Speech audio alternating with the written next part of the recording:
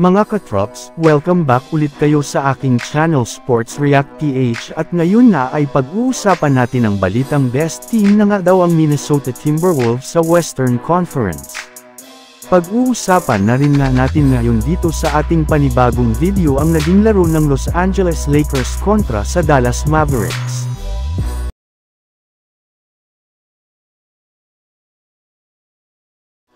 Bago pa man nga mga katrops, magsimula ang kampanya ng Minnesota Timberwolves ngayong season ay isa na nga agad sila sa mga itinuturing na championship contender sa pagkakaroon nila ng napakalalim na lineup at napakaraming magagaling na manlalaro katulad nina Mike Conley, Anthony Edwards, Rudy Gobert at Karl Anthony Towns.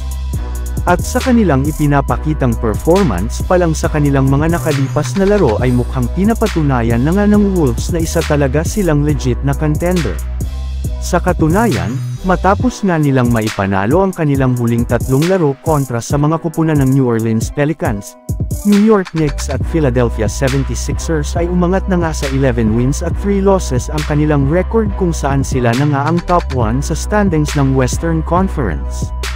Yes, nalampasan na rin naman nga dito ang ilang mga malalakas na kupunan katulad ng ating defending champions na Denver Nuggets at Oklahoma City Thunder. At ang maganda pa dyan, isang beses pa lang nga silang natatalo sa kanilang huling 10 laro na nagpapakita ng kanilang pagiging dominant ngayong season. Samantala pumunta naman tayo sa ating sunod na pag-uusapan ngayon sa naging laro ng Los Angeles Lakers kontra sa Dallas Mavericks. Bago pa man nga mag-umpisa ang kanilang laban ay inanunsyo na nga ng Lakers na undermanned ngayon ang kanilang lineup sa pagkakasama ni Cam Reddish sa mga players na out sa kanilang laro bunsod ng pagtatamo nito ng injury sa maselang bahagi ng kanyang pangangatawan noong nakaraang araw. At sa pagsisimula nga ng kanilang laban ay nakasabay pero naman nga kahit papano ang Lakers sa Dallas Mavericks pagdating sa skorang, ngunit sa pagpunta nga ng second quarter ay dito na nga sila natambakan ni Luka Doncic na pangiti-ngiti na lang sa kanyang mga ginagawang tira sa mid-range at maging sa 3-point line. Sinabayan rin naman nga ito ng paglamya ng shooting at maging depensa ng Lakers na siyang rason bakit umabot ng 20+ point ang kalamangan ng Mavericks.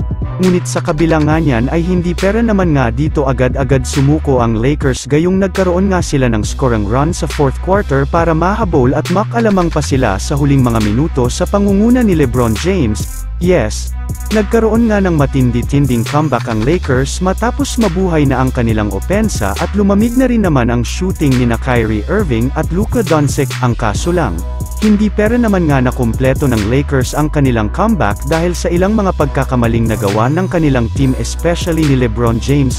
Yes, bagamat man nga siya ang naghabol sa kanilang laro ay siya rin naman nga ang nagpatalo dahil sa tatlong sunod-sunod na pagkakamali nito sa huling mga segundo ng kanilang laban. Una na nga dyan ay ang ginawang 3-pointer ni LeBron kahit lamang pa sila ng 2 puntos na sinundan rin naman nga ng kanyang questionable na pasa kay Anthony Davis kahit man dalawa ang bantay nito at kahit man si Kyrie lamang ang nagbabantay sa kanya. Habang ang huli naman nga ay ang hindi pagpasok ng ginawang 3-pointer ni LeBron na siyang magiging daan sana para umabot pa sa overtime ang kanilang laro. Kaya dahil nga sa pagkatalo ng Los Angeles Lakers ay bumagsak na nga sa 9 wins at 7 losses ang kanilang record sa standings ng Western Conference. So yun lang nga mga katrops ang handog ko sa inyong storya ngayong araw. Sana nag-enjoy kayo. Please like and subscribe my YouTube channel Sports React PH para sa iba pang storya at update patungkol sa NBA. Kita-kits muli sa ating susunod na video.